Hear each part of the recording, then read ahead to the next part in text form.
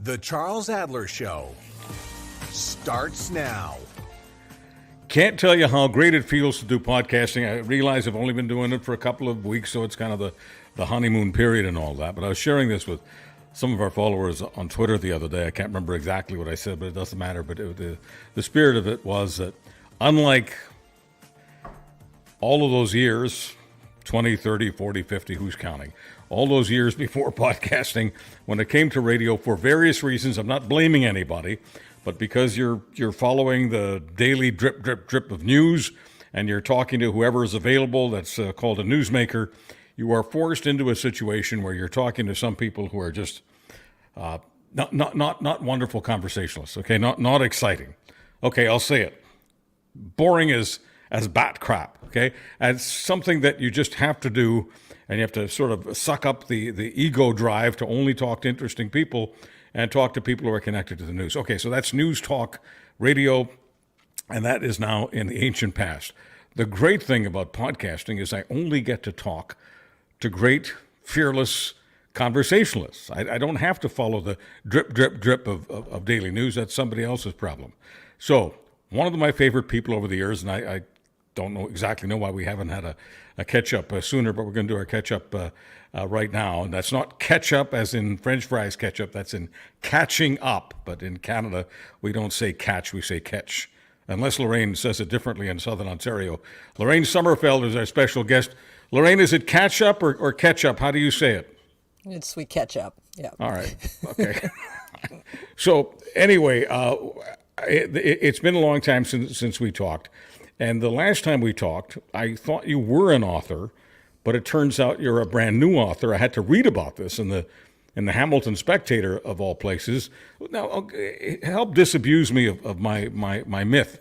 Why did I think that you had already authored? Is it because you had told me for years about a book that you wanted to? Because I seriously, when I read that this is your first book, I went, no. She's been writing for years. Well, I've been writing lots of other things. I just hadn't written a book. And I'd always wanted to write a book, which everybody around me is, tired of getting thrashed over the head with that. It's about time I finally finished one, I've heard more than once. So.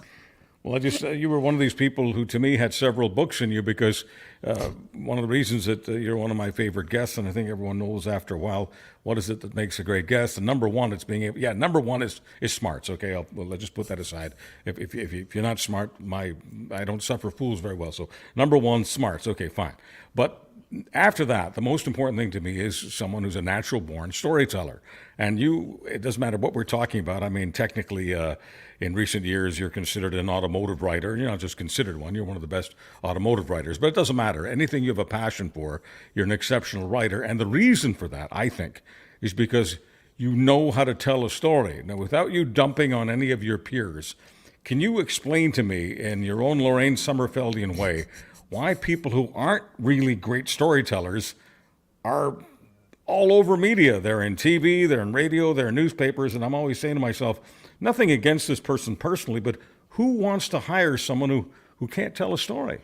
Well, I think what you said at the top of the show, which is when there's people that have to get the news out, you don't really want storytellers when it comes to the news. So I think it depends on what genre you're writing in. And what I do with Motherlode, like as a columnist, I do tell stories. I tell stories about your kids and your parents and my parents. Like I do tell the stories of our lives, basically, little tiny things. But other people, I'm not great at straight news. You don't want me writing your news pieces because you're going to get Lorraine's opinion. And some people, I don't know why, don't want that. So I think we have to keep the categories separate, and it'd be nice if everyone stayed in their lane and did their job really well. Doesn't always happen. So I was in between jobs many times, just like you, okay? You hang around long enough, you go through these periods where you're in between jobs.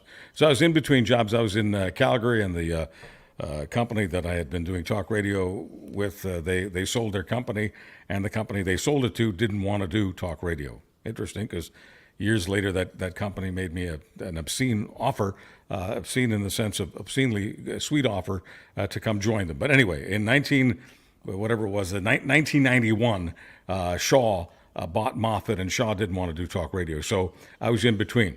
So I was about to go to the States, And on my way to the States, I was in between waiting for papers and what have you.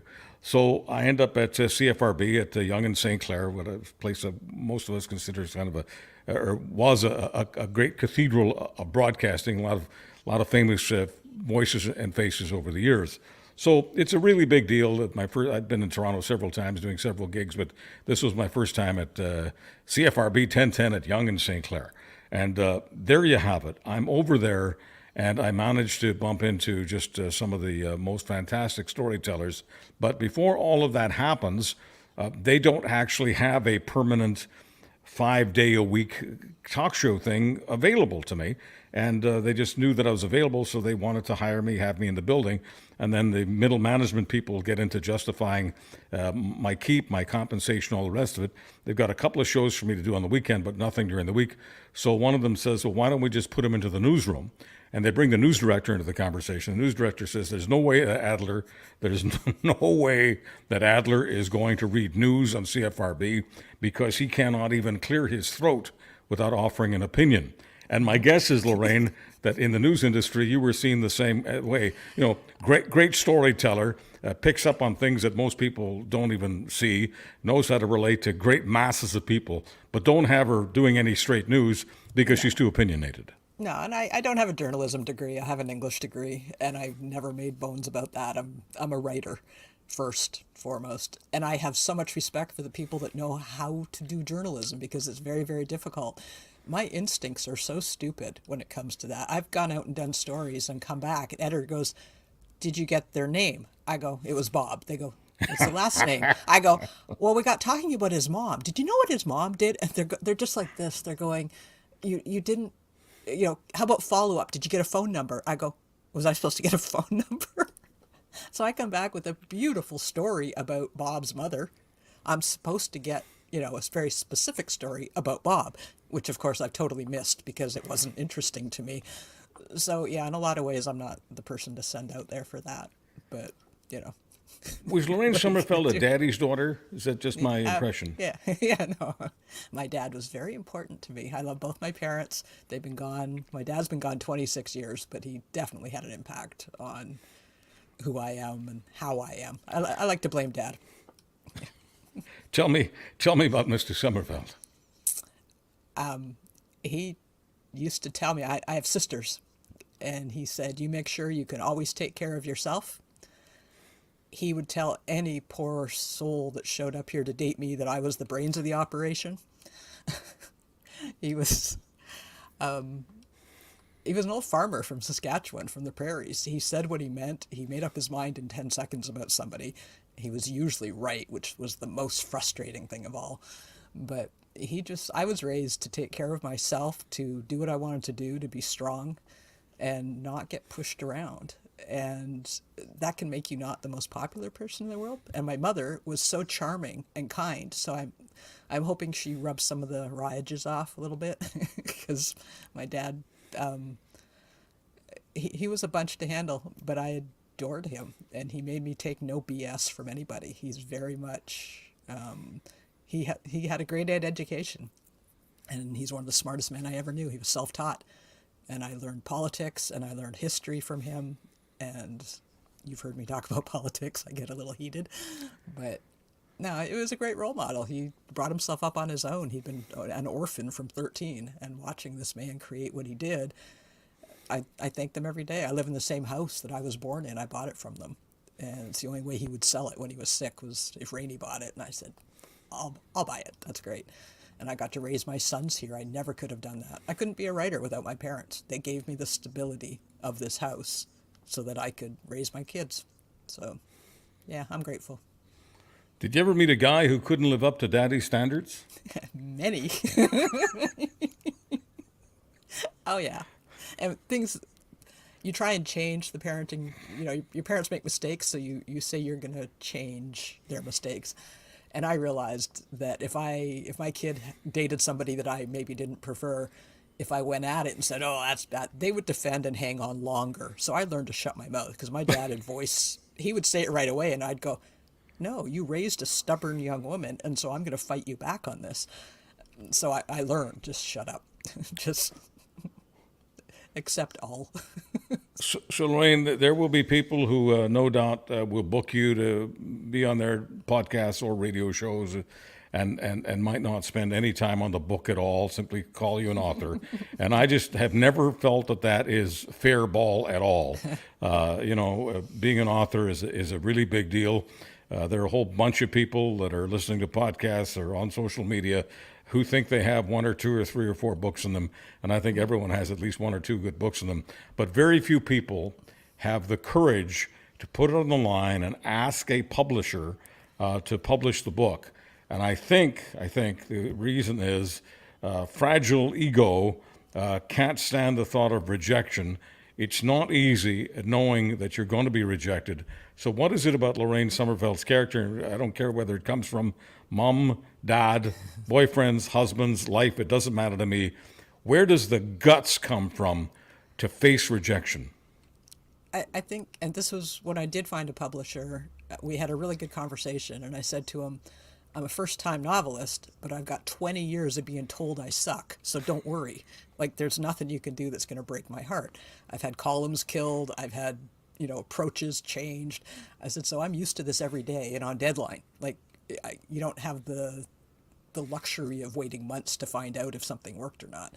And I also understand what readers like. And to me, this novel, I don't want to let anybody down. I want to give them a really good show, a really good ride. This genre is like that. It's, turn the pages and keep going.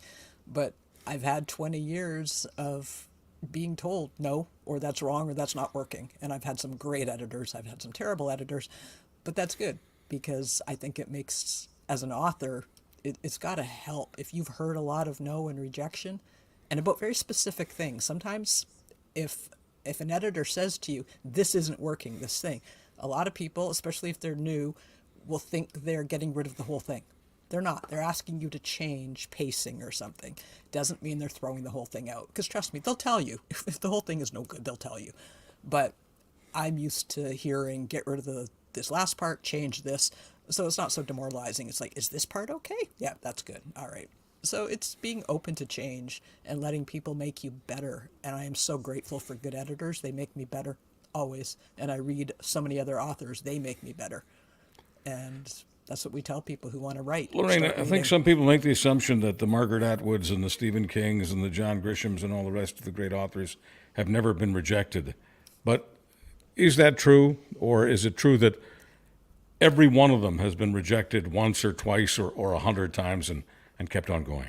There was a wonderful Twitter thread last year that I stumbled on, and a young author had written her first book, and she went to do a reading at her local bookstore, and there was nobody there. And she goes, I feel so awful. Like, I can't believe it. I'm so embarrassed, but I have to, this is what happened. And what came on that thread was Stephen King and all these world famous authors and a lot of not famous authors all piled in saying, oh yeah, that happened to me. I remember when that happened. I said, I gave a speech one time and the only person that came was the woman that drove me. Like, it happens. And the whole thread was just so uplifting, and this young woman felt so much better because we're all in the same boat, no matter how much no, we're not in the same boat. I'm not in the Stephen King boat. I'm not even in the tugboat behind his boat. But we all have faced, I think what's more difficult now is when someone like Stephen King was starting out, there was more money in the magazine industry. People could get paid to write long form and to write stories for magazines, Equinox and GQ and New Yorker. Those opportunities are so slim now, and the pay's not there. He could raise his family and develop a coke habit getting paid by magazines. That is absolutely unheard of. So it's almost like we don't get as many places to practice. So I feel grateful that I slid in as a columnist and got to practice, what I want to do. So I was lucky. Whose face is in the window? The bad guy. It's a escaped murderer. That is sort of my cottage, not really, but it's a bad guy looking in the window. Young woman. Do you want to know where this story came from? This is kind of funny.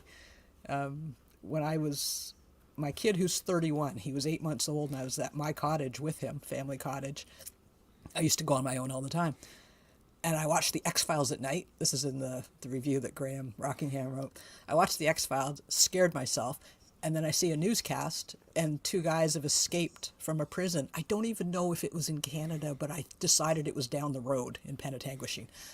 I stayed up all night. I was absolutely terrified, trying to figure out how I would save my kid and myself if these guys came and found me in the middle of the forest. And so I was scared. And so that was over 30 years ago. And that's where the kernel of this came from. So it was real. It started out as a real fear. And when I read scary books, I like it when they're kind of close to what could happen, you know? So the kernel of this was 30 years ago. My guess is over the last 30 years, you've talked to several people about this book that you sort of kind of have done a few chapters on, but there might have only been one or two people who really pushed you to finish the darn thing. Oh, absolutely. Brad Smith out in Dunville, he's an old friend of mine, and he writes amazing books, and he's an excellent writer. And he got sick of hearing about it. He goes, finish it. We don't talk till you finish it. Because he goes, everyone has half a book. I go, oh, I have 2 half books as well. I know. But no, and there's another friend of mine, a really close friend, who just said, you can do it, so do it. And I go, okay, so I have 2 full-time jobs and 2 kids I'm raising in a house. But that's good. So it took longer, but a lot of first-time writers will tell you that. They have to work in off hours. And I have about 4 good hours a day in me in the morning to write. After that, it's gibberish. Like, you know, I can edit, but I can't write. So trying to find time while still doing my day job, like writing to deadline, and there used to be a lot more traveling involved. So that settled down, which is good. So I finally just thought, you know what, this thing's almost done. Finish it. So I finished it and then started rewriting it again and again and again. To be a pro writer, do you have to write something, not necessarily the book, but do you have to write something virtually every day? There's a lot of schools of thought on that. I do, because if I don't write it down, it's racing around inside my head anyway, and most writers I know are like that. So you end up, it's easier to write down a little bit, even if you're on vacation. You're taking notes on your phone, you know, you look at the color or something, and you want to capture that. But most people I know, even I think writers have this kind of reputation as they're sitting in a round room getting drunk in their underwear or something. You have to be you have to be a lot more disciplined than that. You know, you have to get drunk later, not before, because anything you write drunk is stupid. But no, I'm kind of get up, get the kettle on, sit down, no one talks to me before noon, get the work done. And the hardest thing for me is when I have to do interviews or writing after like 6 o'clock at night or 7 o'clock at night. I am burnt out. Like my brain just kind of shuts down. So, do you still have those moments where you're asking yourself, will anyone call? Will anyone be interested in talking to me? Will anyone be interested in reading me? I've just been lucky all these years that my time is running out. My string is running out at any moment. Do you still have that kind of fear? Because a lot of writers say they have it, and some people believe it, and some people don't. But I believe everything you say.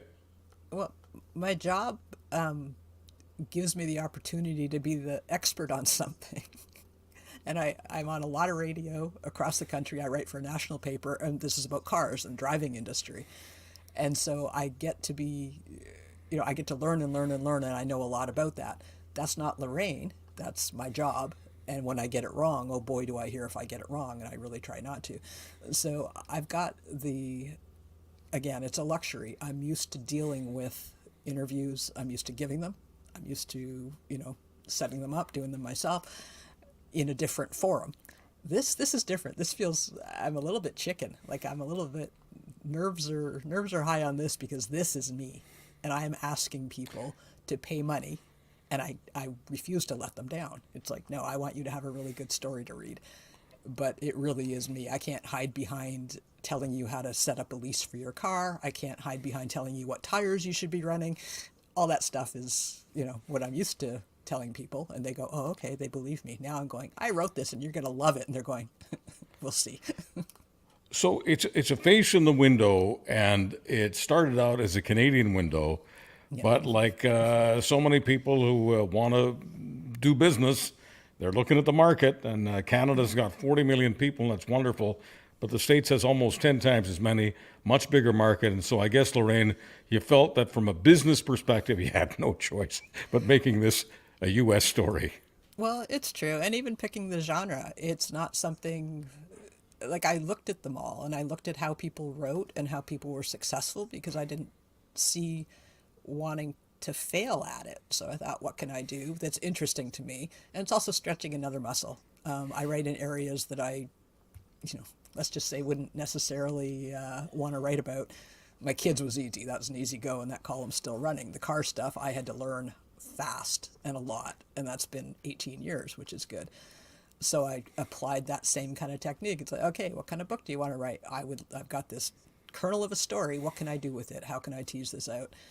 And then I look around, and you're right. I look at the publishing industry. I look at who's selling where. I look at what kind of stuff. And the other thing is, I love that region of Upper New York, the Finger Lakes. I love it. I've been there a bunch. And the geography of it is fascinating. These long, narrow lakes. That was really, really an important component of the book. And it wasn't a hard reach for me to do that. The cottage is still mine, near Parry Sound. But So the part of the world you're in, Lorraine, the Canadians, I mean, you're in Burlington, Ontario, and Southern Ontario, and everyone there, I think, knows where the Finger Lakes are. But because they're listening to this in all parts of Canada, the States, and Lord knows how many parts of the world, identify it for me. You don't have to, give me a Google map, but just approximately the Finger Lakes, aside from what you just described in terms of the narrow lakes, but aside from that, where are the Finger Lakes? And outside of the narrow band of lakes, what else is interesting about the area? well, it's Upper New York State, and there's Albany. It's not far from Albany and Geneva, which I changed the name to Delaware Falls in the book. But smaller, older cities and towns perched along the lakes, and the lakes have exploded in the last 10 or 20 years. Playgrounds of the rich, like the money's moved in and stuff. But the area itself, I just find it kind of quaint and cool. There's national parks, a lot of national parks around there, which are interesting. There's a prison, which was very handy.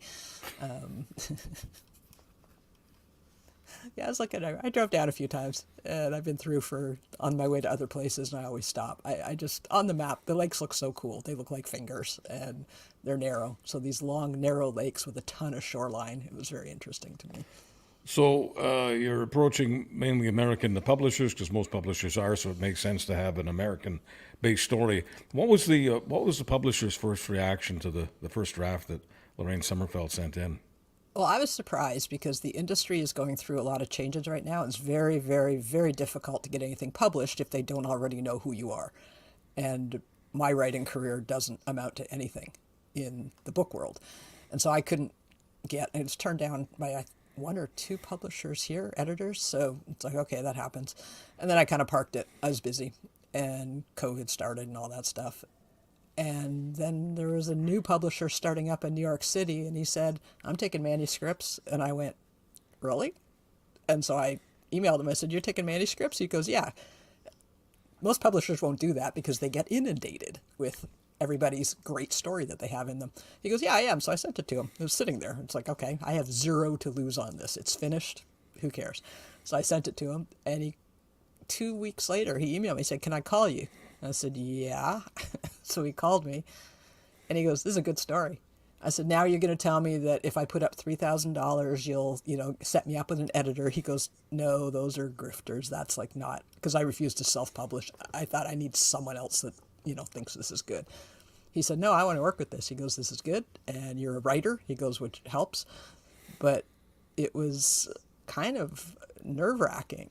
But he made up his mind. He's a young guy starting up fresh, and he wants to give, publishing ability to people that are left outside. Because he goes, there's some great stories you'll never read. And I know that. I know that for a fact. So it was a cold call. It was great. It was like a blind date that worked. So I was happy. Now, I realize this is brand new for you, but let's face it, if you weren't a creative person, an imaginative person, a person who gets involved in a lot of fantasy life, you can't do what you're doing every day, even when you're doing the automotive stuff, although I have to say that when you're doing the automotive stuff, you are traveling to places, or at least you used to travel to places all over the world, which feed that important part of the creative mind. Need to ask, have you thought about the next step? In other words, Netflix or somebody picking up a movie based on a script written by a screenplay writer based on Lorraine Sommerfeld's book Face in the Window. Has your mind taken you there? Oh, of course, because when you write it, you're seeing it. And anyone I know that's read it, like friends or family who have read it, they go, the hardest time they have is they can hear my voice all the way through it. They can see the cottage like they know. So it's very visual. The book's very visual. Those decisions, though, not in my wheelhouse. I've got nothing for that. I don't make movies. I can write scripts. I know how to do that. But no, this is a fun ride, and I didn't expect this to happen, which I know everyone says that, but it's the truth. So you don't have your mind made up yet on who plays the bad guy? No, because I don't like bad guys. So I know who I would like to play. Maggie. I only care about Maggie. She's my favorite character. Okay, I want to talk to you in a moment about getting to know Maggie, because it's always an interesting relationship when a writer begins to fall in love with their protagonist. So here's the question before I do any of that. Who, just so in the mind's eye of anyone who's listening to this right now, who do you see as Maggie? And I want you to hopefully pick someone that everyone can visualize. Well, I don't know if everyone will know her or not, but Margot Martindale is one of my favorite actors. She was in The Americans, and she was in Justified, and she is phenomenal, and I love her. And she's Maggie. She's perfect. So if anyone's listening, yes, cast Maggie, and I'll let you cast anyone else the way you want. That's fine. All right. So the business of developing a character and then developing a relationship with that character. Tell me what that's like for Lorraine Sommerfeld. Some of them are really easy because there's little Easter eggs all through the book that my kids, actually one of my kids will never read this book, but people that know me will find little things and go, oh, that actually happened, or that was a real thing. It's difficult to build up. You only have to have as many characters as you need. It's very tempting to have too many, and readers can get lost. So I had to learn how to throw away characters, which was fine. But they have to be individuals. They can't all have the same voice. And I've been told I'm good at dialogue when I'm doing my column stuff. Dialogue is incredibly hard, and you have to say it out loud after you've read it. And a lot of times what happens, because one writer is writing it, everyone ends up sounding the same. And that's when you fall down a hole. So you need to differentiate your characters, not just by what they wear or what their job is, but by how they sound and their syntax and the words they choose. And I've got 4 good old boys in this book, and they're my favorite. I love them. They're hilarious. But I know people like this. Of course I do. So I hope they don't hold it against me. So Lorraine, I want to ask you, is it difficult to make this transition between writing about cars and trucks and buses to writing Face in the Window? Is that tough to do? Do you have to do it at different times of day, different seasons? How does that work for the human mind? I have to carve out, like when we finish this, I have to go write about some sales practices that some dealers are doing, which is really scuzzy. So I'll be doing that this afternoon. You do have to flip your brain around like it's on a switch. And writing this is how I reward myself for getting I call it my real work done. And so I have used this over the years. When I can get back to this, that's my reward. It means I finished, what I was supposed to do. So this isn't the bread and butter. This is the fireworks part for me. This is the fun. But I think you've always sort of walked on both sides of the street, because you've been writing about cars for a number of years, but you've also been doing the Motherlode column, and I don't think that the average person would look at both those columns and just automatically go, oh yeah, that it's got to be the same person. Yeah, it's true. They brought me into the auto section. I was in the living section, and I developed a nice readership, and they said, oh, we're re-upping the auto section. We'd like you to write a column in there. And I said, oh, hell no. No, I don't want to. And they said, we'll pay you more. I said, oh, okay. And I said, I get to write whatever I want. And they went, all right. Because I said, I'm not going to car shows. I'm not doing car reviews. I know how I don't want to. And one of the first columns I wrote was, I remember being 6 or 7 up at the cottage with my dad in the station wagon. He picked up a hitchhiker. And I was in the back. I was in the front seat with my dad because little kids could ride out front then. And I remember thinking, Jesus just got in the car, because this is in the late 60s. So this guy had a beard and long hair and sandals, and my dad pulls over, the guy hops in, and I'm just fascinated. I'm staring at him through the headrest and just all eyes. And we drive him a few miles. The dad goes, "Gotta let you out here." So, and he gets out. My dad just looks at me. He goes, "Don't you tell your mother." I go, okay, I won't. But to me, if I talk about cars, that's the kind of stuff I'm remembering. Trips back to Saskatchewan, which were painful. Just everywhere in a station wagon, pulling out tree stumps with a 66 Rambler when I was a kid. The towel bar at our cottage is the grab rail from the back of the 66 Rambler, behind the back seat. That's our towel bar at the cottage in the hallway. So that's an old car, like really old. My father got everything out of them. But so I said, yeah, you want me to write auto? That's what you're going to get. So that's what I started doing. And then eventually learned more. And, then I had a TV show for 7 years, live calling. That was very, very informative. I learned a ton doing that. It was fun. So I tell people that my favorite guests are smart and they love telling stories, and they don't mind too much about people like me, bothering them with uncomfortable questions. But the other thing I always mention is they're also fearless. So Lorraine Sommerfeld and fearlessness. I think most people would agree that writing about mental illness, writing about being bipolar is a pretty fearless thing to do. I don't know too many people who would have the guts to overcome their fears and do that. How difficult was that for you? I owed it to my readers, actually. And I've been really open about a lot of things. We have breast cancer gene in our family. I've had a preventative mastectomy. So is my sister. Like, we're open. If it happens to me, chances are really good it's happening to other people as well. And if I'm a voice they trust, even for 600 words a week, I owe them that. I wouldn't have this job that I love so much if I didn't have readers that felt they could come in. And Motherlode was in the Star at that point. That was in 2 newspapers at the time. I had 2 columns going in the Star. And I talked to my shrink. I said, and some hockey players, the brain injury that messes with hockey players, and Wade Belak had just killed himself. And I was absolutely a mess because this is a young man who we just don't handle this right at all. And a lot of people can be dismissive and go, mental illness. It's like, well, I need to tell everyone, we're all living with it, because if it's not you, it's someone you love. And we're not doing a really good job of this. So I thought, I have this platform, two big papers. So I wrote and said, okay, you know what you think of me already. I've been writing for years. You know what you think of me as a daughter, a sister, a mother, a human being. You've already made up your mind. So let me tell you, I'm bipolar. This is what it looks like. This is what it is. And for a lot of people, seeing someone who was, I shouldn't throw the word normal around because I'm not. Who is normal? I mean, seriously. Exactly. Who is normal? It let people, and as more people with a platform acknowledge these things, it's like, let's normalize being whoever we are. And the only thing harder than living with a mental illness is pretending you're not.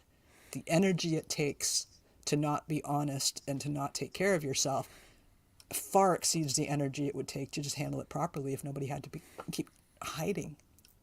And, you go up and down. You have dips. I raised my kids. I did it on my own pretty much. You have to be open about this stuff. So I've been really open when I write. And some people go, oh, you're too much. Don't tell people, you have to protect stuff. I go, no, I don't tell other people's stories. I don't speak about my family, my kids. Anything I write about them is cleared with them, definitely. And one of my sons, he had a brain tumor removed 2 years ago. It's been rocky. He goes, you can tell them anything you want. My other son goes, you can tell them my first name. That's it. So 2 very different approaches, and I honor both of them. Did you have anyone in your life who said, Lorraine, you really didn't have to do that? No, because I have this thing. I accept advice from people I respect. I also will take criticism from those same people. If I listened to every voice that told me not to do something, I would be locked down. I would not move because there's criticism everywhere. So I decide ahead of time who I trust, and it's on one hand. I will take criticism from them, and they're also the only people I believe when they say I did something good. So, but I think you can't let every voice come through. You can't. You'll just be frozen. You won't be able to move. So when I make up my mind, I test it against people who are smarter than I am and that know me and go, okay, here we go from here.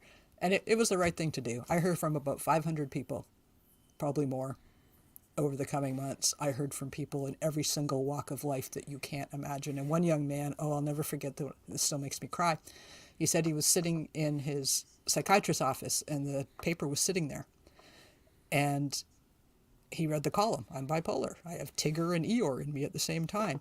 And he goes, the shrink had just told me I'm bipolar. He goes, I thought my life was over. Excuse me. He goes, I thought my life was over and that I would never, ever, ever be able to achieve anything. He goes, and I read that. And he wrote to me, he goes, the timing was good. Thank you. I feel a little bit better about that. So I was grateful, but he wrote back to me a couple of years ago. So this has been 10 years. He said, I'm a life coach. I do this. I help other people.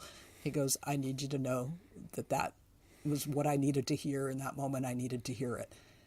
And that could have come from anyone. It didn't have to come from me. So think if there was all these supportive things around all of us all the time, chances are better that somebody would stumble on a little piece of support and be okay. Because we can be okay. But we have to acknowledge it. What was going on in your life that made you think, I've got to get this checked out? Something is haywire. Oh, my father died. There's a trigger for most people. My father died in the space of 3 years. My father died. My marriage fell apart. I pulled it apart. I had a full breakdown. My kids were 2 and 5. Marriage is gone. My mother was dying. She died a year later. I got in a car crash. Not my fault. Wasn't driving. And then I got fired once or twice. So in a 3-year period, all this happened. And I thought, well, I might as well be a humor writer. There's nothing left. So I have to do this. And that's when I started writing. But my father's death was absolutely the trigger for this. He'd been sick for a long time, and I've been holding it together. I was one of those glue people in the family, you know, the middle kids that keep everybody. And then the doors just blew off, and I went, I can't do this anymore. But I had to keep getting up. I had those kids to support, and everything was just a mess. But you do what you got to do. Are we lucky that we're living in this century? And the only reason I ask is because in the previous century, which is when I started working in this business, it would have been very, very difficult for an employer, whether this is good or bad is not the issue, this is just the way it was. It was very difficult for an employer to deal with the idea of an employee or a freelance writer having mental illness, writing about someone else's mental illness for sure, but not about their own. It was just call it stigma, call it whatever you want, different standards. We can call it the dark ages if we like. But sometimes, you know, we talk about the good old days and we're nostalgic about many, many things about, you know, things that were going on 30 or 40 or 50 years ago. But I'm always looking for some of the positives. Is there a positive in the fact that a Lorraine Sommerfeld can, in this era, in this century, write about her own mental illness and not fear losing work? I don't know that we've changed as much as you would like to think we have. The stigma is still massive. Employers, you can't walk into a job interview and say, oh, by the way, I'm bipolar, and have them go, cool, we were looking for a bipolar person to fill this job. So that checks off the box. Yeah. Like as long as, you know, I don't think we can say we've come that far. I'm freelance. I've always been freelance. So I'm easy to get rid of. I don't have a dental plan. Like I don't cost much in the greater scheme of things. And I believe we self-censor. Most of us are trying to protect our jobs, depending on what they are. I've seen it backfire on some very prominent people who have come forward, and there's been fallout from it. So I don't know that we can, keep saying we're being brave when we're not. But I was in a position to do it. What are they going to do, fire me? I mean, have at it. So I like when people are brave enough to do it. I also acknowledge that some of us are in a better position than others to do that, and it doesn't take away from the ones who don't feel safe.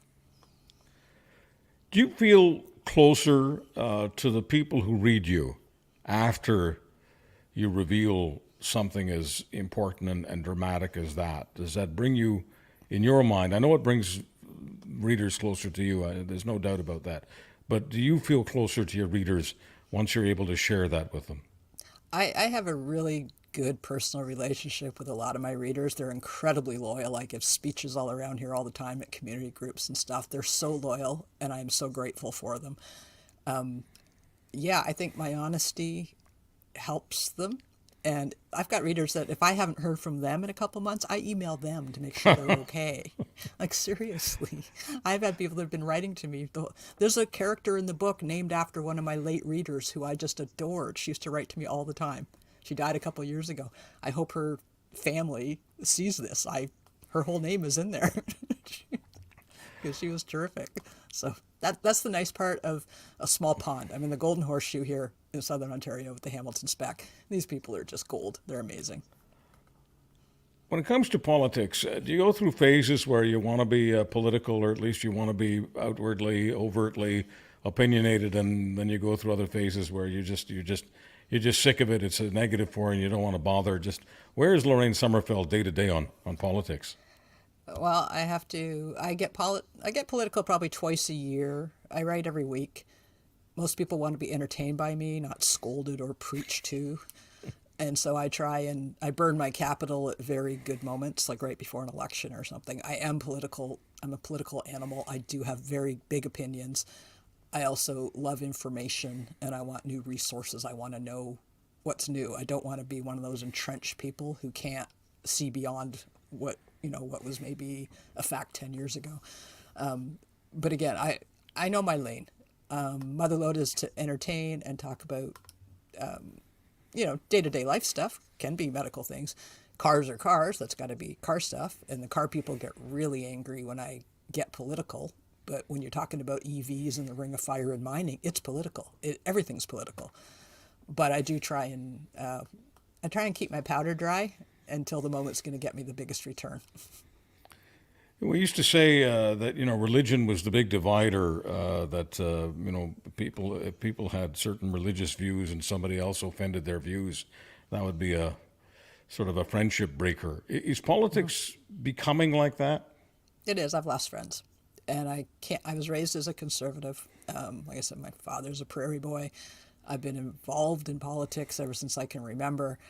I've watched the polarization. I mean, when I was a kid growing up, I think of Bill Davis, the Premier of Ontario. It was amazing. I look at, Joe Clark, conservative people who could talk to each other and things, if the other side of the aisle had a better idea, I was raised watching that be implemented because it made sense for everybody. So I'm raised watching politicians work together where, when they could. Now, I watch what's happening here, but especially in the U.S., it's appalling. They're not working for people. They're working to get reelected. They're working to line their pockets. I've never been so. I don't know what to say. I wasn't raised like this. We deserve better. We just do. But I don't know who would go into politics. What person in their right mind would go into politics? I'll open my cupboard for you. The skeletons will come piling out. I've been asked to run because I have, name recognition in the area. And I'm like, you got to be kidding me. I'd have to start, lying. I tell the truth. So it may be why you want me, but you're not going to like it if I'm telling you that you're wrong, which would happen. So, yeah, it's not a nice time. You're a person after my heart on many levels. And, you just mentioned Bill Davis, and it was Bill Davis that made me vote Conservative for the first time. Specifically Bill Davis and Lincoln Alexander. I was in Hamilton, not very far from where you are right now, when I cast my first Conservative vote because I was a kid. I was very, very young, early 20s, out of Montreal. And, these days I know that people who are 20, 30 years younger than me, they've got a hard time with this because they see me as a fierce opponent of the Conservatives, and they think of me as this, radical liberal at times, a radical progressive, and I find all of that silly because, in my heart I'll always be a Bill Davis conservative, but there's I guess not much point in explaining that to someone 20 or 30 years younger than me, because they just weren't around for Bill Davis. But Bill Davis gave conservatism a really, really good name. He did. He was solid. Like, I have so much respect for what the Conservative Party used to be. I have so much confusion for people that don't understand that it is gone. And this is the Reform Party. And I've watched you get all tangled up because you called it like you saw it. And you said, I can't go along with this anymore. Like, you weren't just a mouthpiece with an instant vote, a check by the blue box. It's like, no. So I think the fact any of us are willing to listen, change sides, so to speak. I hate that it's sides. I hate the thrashing of the opponents. I also hate the I love Trudeau stuff. It's like, come on, this is not Tiger Beat. This is our lives. So I hate the super pro as much as I hate the anti. Like, I think it's all a little silly, frankly. And we should pay more attention to what's going on instead of the flowers all around it. But yeah. Well, the Conservative, home was my home for so many years, and I didn't even think of it in those terms. It was just the way it was. I didn't think of it in those terms until I lost it, and I don't mind saying, because I'm supposed to be saying things. It doesn't matter what the topic is, saying some of the things that many members of the public don't want to say. So in this sense, while I'm speaking for myself, I know I'm speaking for many others. So I'll just say it. Breaks my heart to see what's happened to conservatism. It really does. We need healthy parties, and right now this is not what we're being given. And on a provincial level, especially on a federal level, this shouldn't have happened. And this race for the lowest common denominator, it breaks my heart, because like you, politics should be a phenomenal sport. It should be amazing. It should be like brainiacs having crazy conversations that bore the snot out of everybody else.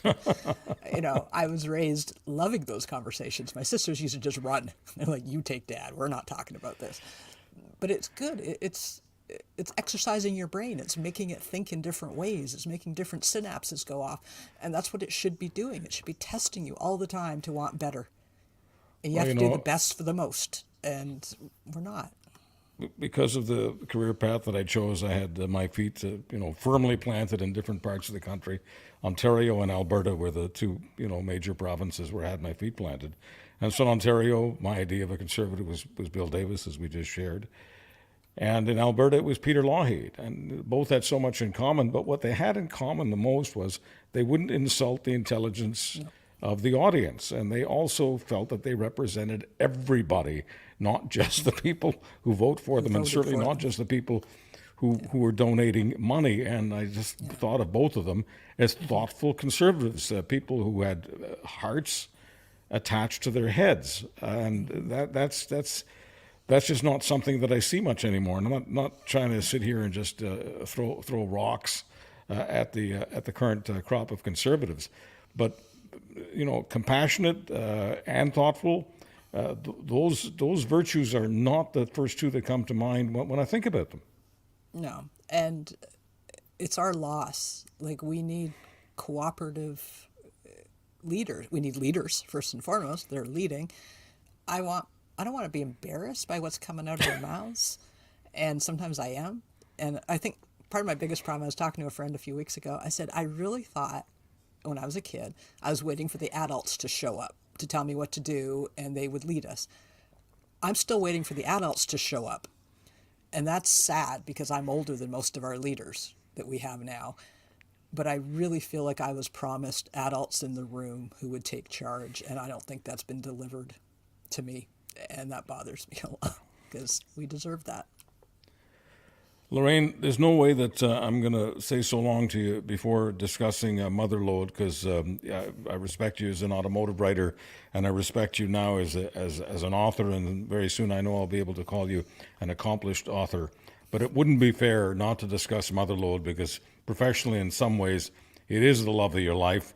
So tell me where it began, and tell me where it's at right now. And I think you're up to something like 800 columns, I think, in the Hamilton Spectator. I could be off by a dozen or so. I was turning 40, miserable, getting fired. and I heard the Spec was looking for a mommy columnist, which grates me up one side and down the other still, but it's like, okay. And I thought, well, I can be broken miserable or broken happy. I got to try it. So someone said, these are the editors. So I went into the paper. It doesn't even exist anymore. Went in with 2 stories I'd written because Irma Bombeck was my hero growing up. I loved Irma Bombeck, and she was the example to me of how to write about your family, which means you never punch down. The only punchline is me, never my children. You don't, if they have stories, those are their stories to tell. So Irma taught me how to write about children for the public. And there's a lot of people that really should go back and read Irma's stuff to understand how to write about your children. But I went in with a couple stories, and they read them in front of me, and they started laughing. And when you've never published anything and they're reading it in front of you, it's like, oh my. Anyway, they said, we'll give you 6 weeks, see how it happens. I went, what? I had to go home and get internet. I didn't have internet.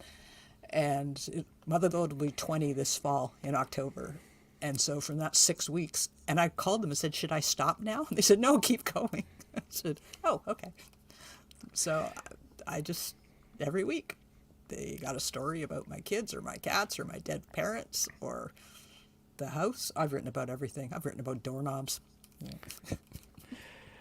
So we know where to find Motherlode. Motherlode's in the Hamilton Spectator. Just Google Motherlode and you'll find it. And Lode is L-O-D-E, so it's Motherlode, all one word. It's L-O-D-E.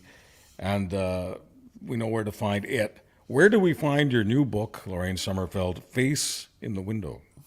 You can go to afaceinthewindow.com, and there's a website. You can also find it on Amazon, and in the States, Barnes & Noble. But A Face in the Window, if you Google, it'll come up. There's a website with all the links and stuff. And the car stuff is all at driving.ca, if you care about car stuff. But, so, yeah. I have my launch tomorrow night. People are coming. I'm so excited. Where are you? Different Drummer Bookstore in Burlington, which is amazing. I'm so grateful that they're doing it.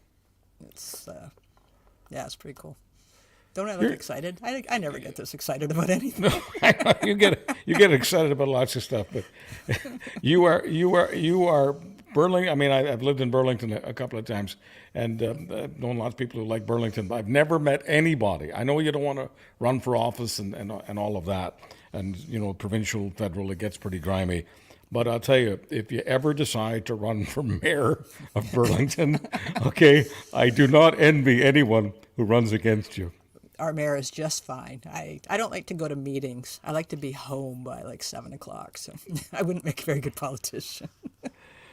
Well, so many readers love you, Lorraine Sommerfeld, and I should say viewers as well, because you've been all over TV and all over radio, and it won't take me as long. I don't know. It's been about a couple of years. Of course, I did a couple of things like sort of semi-retired, so I guess I've got that excuse. But I'm not going to wait another 2 years before the next catch-up. Okay, it'd be fun. Thanks, Lorraine. Thanks. Lorraine Sommerfeld is the author of Face in the Window. Tell your friends, tell your neighbors, tell anybody you want to tell about the Charles Adler podcast, available on all your favorite podcast platforms, Apple, Spotify, Google, you name it, we're there. Thank you. Catch Charles Adler Mondays on Real Talk with Ryan Jesperson, twice a week in the Winnipeg Free Press, and every day at criermedia.co.